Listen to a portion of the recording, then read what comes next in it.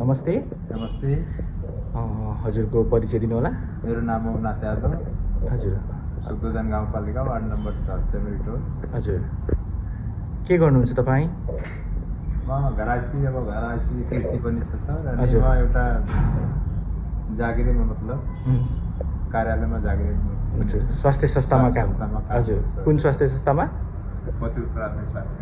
मोतीपुर प्राथमिक स्वास्थ्य केन्द्र। हजुर।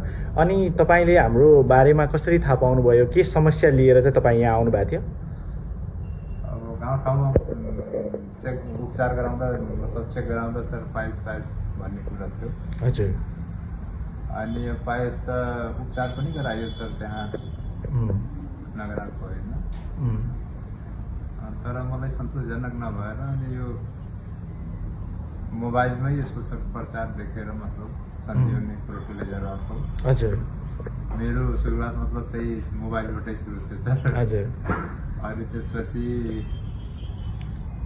हुँदाहुँदै एकजना भाइ यही संस्थाकै भाइसँग पनि भेट भयो। त्यो प्रचार गर्ने बेला हो कि होइन। हजुर। अनि भाइसँग पनि भेट भयो। अनि यो वार्तालाप चल्दै जाँदा अनि मलाई यही एकचोटि जाउँ बुझौँ सरहरूसँग भेट गरौँ भनेर म आएँ। अनि आएर यो उपचार पाएँ। उपचार मलाई मन पऱ्यो, राम्रो। आज कति दिन भयो तपाईँको उपचार भएको? आज 18-19 दिन भयो। 18-19 दिन भयो। कस्तो छ तपाईँलाई? राम्रो छ। राम्रो छ। मलाई पनि राम्रो छ। तपाईँको समस्या समाधान भयो? अनि तपाईँ अब सञ्जीवनीलाई कसरी सञ्जीवनीलाई अब सर माथि बाँच्न पऱ्यो नि अब हामीले।